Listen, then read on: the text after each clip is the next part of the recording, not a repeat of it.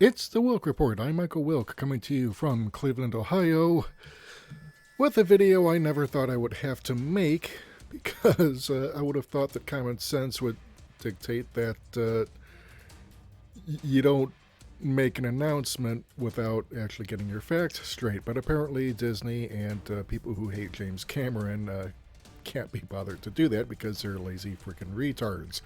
All right, so unless you've been living under a rock or you've got a life, people are discussing Avengers Endgame, saying that it's beaten Avatar for box office gross. And the truth, in fact, is that it hasn't, nor will it. Okay, and that has to do with simple economic reality, which I will get to right now. This is from theconversation.com. Title says, Avengers Endgame is nowhere near the worldwide box office record, and here's why. Marvel's gambit to propel Avengers Endgame to become the top-grossing movie of all time finally paid off. The studio re-released the final film in its Avengers series earlier this month with extra footage and a post-credit tribute in an effort to pass James Cameron's 2009 film Avatar as a world box office record holder. As of July 21st, Avengers Endgame had collected $2.79 billion in worldwide ticket sales, edging out Avatar by around $500,000. Marketing and bombast aside, however, the reality is Endgame isn't even close to the real record holder, nor is, for that matter, Avatar. The reason why gives an excuse to offer a short lesson on inflation. And this is why the people who keep claiming Avatar has been beaten by Endgame are full of shit, and they know they are full of shit, because there's a reality of inflation. And why do you adjust for inflation? Well, reading from the article, prices from year to year cannot be directly compared with one another because the cost to buy things changes dramatically over time. For example, in nominal terms, it costs more today to buy movie tickets, popcorn, and soda and get to the theater than it did in the past, while it costs much less to call your friends and invite them to come along. Without adjusting for inflation and changes in purchasing power, comparisons from one time period to another are meaningless. One of my grandfather's favorite stories helps illustrate this. He used to talk about the good old days in the 1940s when a cup of coffee or a loaf of bread cost just 10 cents, but my grandpa didn't consider how much lower his wages were back then. Adjusting for inflation means a 10-cent cup of coffee in 1940 would cost about $1.84 in 2019 dollars. Today you can buy coffee at chains like 7-Eleven for a lot less. The real box office king, and this is why Avengers Endgame is a long way from becoming the box office king. The heralded numbers don't reflect inflation.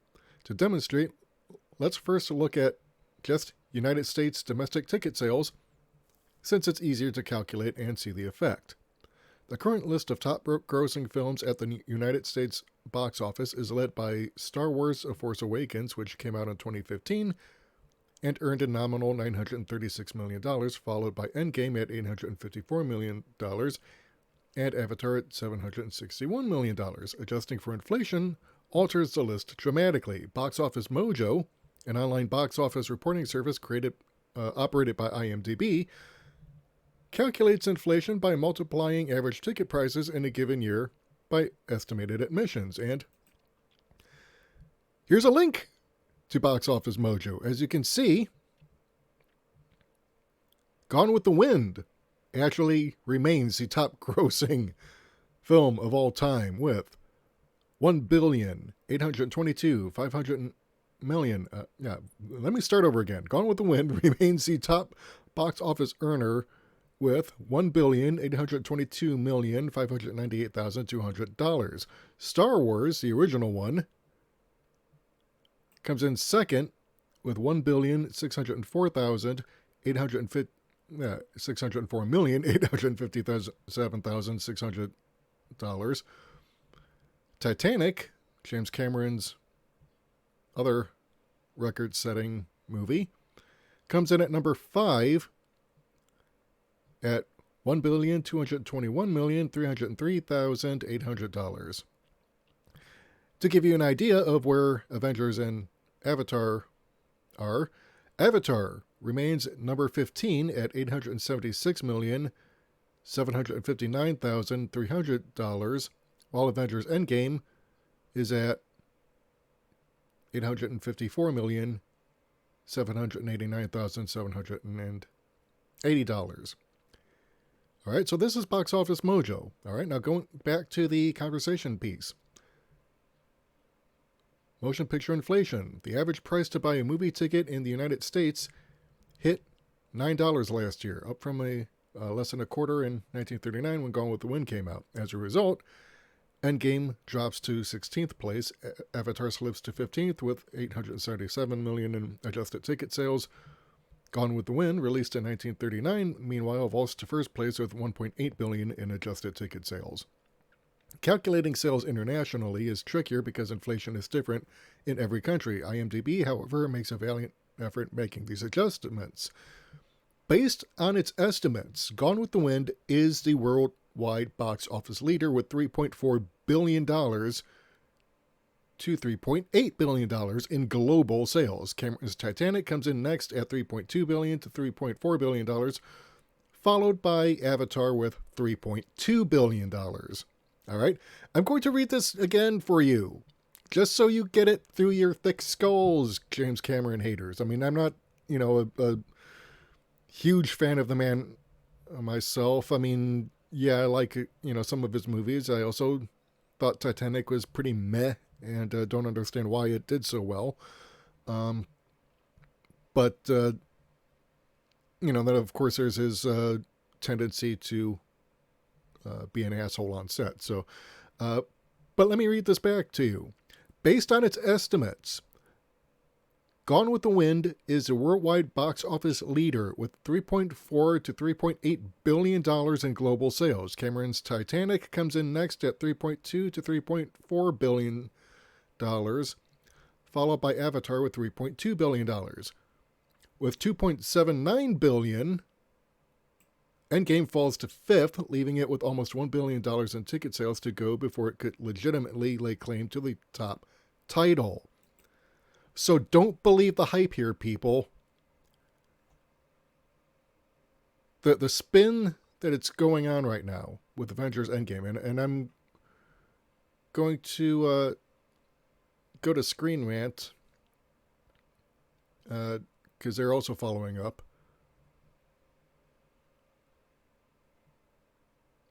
Yeah, so it's basically, basically saying the reason why. Okay, as of June 18th, 2019, Endgame's worldwide total stands at $2.744 billion. All right, so it's as of June. This means it's $44 million short of tying the record. All right, so, and of course, it's July 24th when I'm recording this, but basically, the people who've gone to see Avengers Endgame have gone to see it. You're not going to get more people back in the seats, especially with Spider-Man Far From Home, competing for, finishing out Marvel's Phase 3. You've got Toy Story 4 about to be released in the next couple of weeks, so that's going to knock off Endgame and probably Spider-Man. So, yeah, it's really not likely that Endgame is going to come anywhere close to topping Gone with the Wind. And like I said, the people who are dishonestly claiming that Avengers is now the number one top grossing movie of all time, they're lying, and they know they are lying, because what they're doing is they are relying on your ignorance of inflation. Of course, anyone who knows about inflation knows that, even 10 years ago, money that was worth. In fact, I'm going to go ahead and call up an inflation calculator.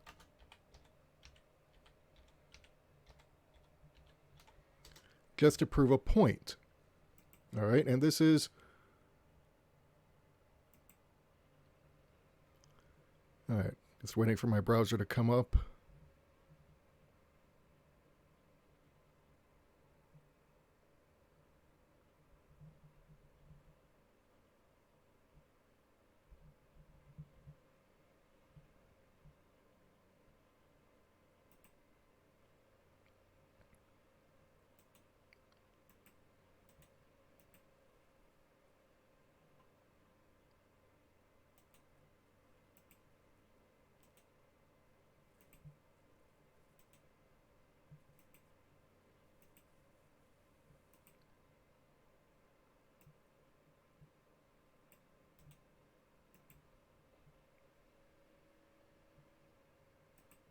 All right.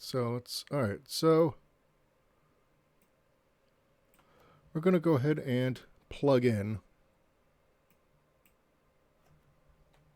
for Gone with the Wind here. So let me go ahead and bring this up. Okay, this is Box Office Mojo. All right. The worldwide gross. All right. This is domestic plus foreign. Is $402,000,000, 352, yeah, $402,352,579. Now you look at Gone with the Wind, okay? Back on adjusted inflation, over $1 billion, okay? So let's plug in 1939 to 2019.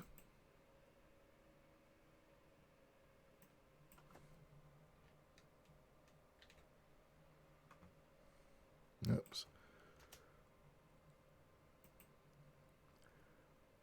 Okay, yeah, that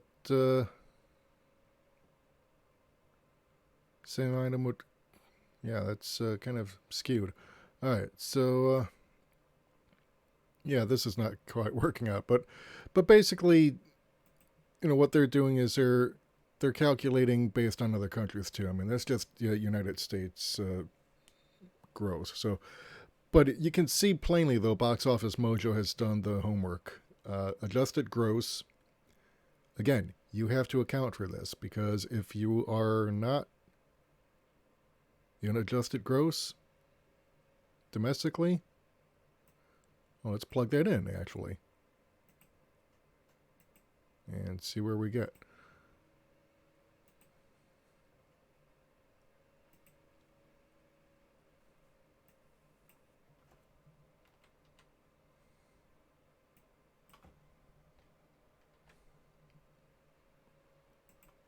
All right, so here we are. Okay, so yeah, that's still coming up. Yeah, it's still coming up pretty high for the numbers. But you can see though, year 1939, and they also mark, with the little upward arrow indicates documented multiple theatrical releases. Most of the pre-1980 movies listed on this chart had multiple undocumented releases over the years. The year shown is the first year of release. Most pre-1980 pictures achieved their totals through multiple releases, especially Disney animated features, which made much of their totals in the past few decades belying their original release dates in terms of adjustment. For example, Snow White has made 118,328,683 of its unadjusted $184,925,486 total since 1983. So yeah, so I mean they tell you basically how they do it, and they've done a pretty good job of it. But this is what you need to keep in mind when you are trying to evaluate how successful a movie is at the box office. You have to account for inflation, just like in trying to determine how much net profit a movie has made.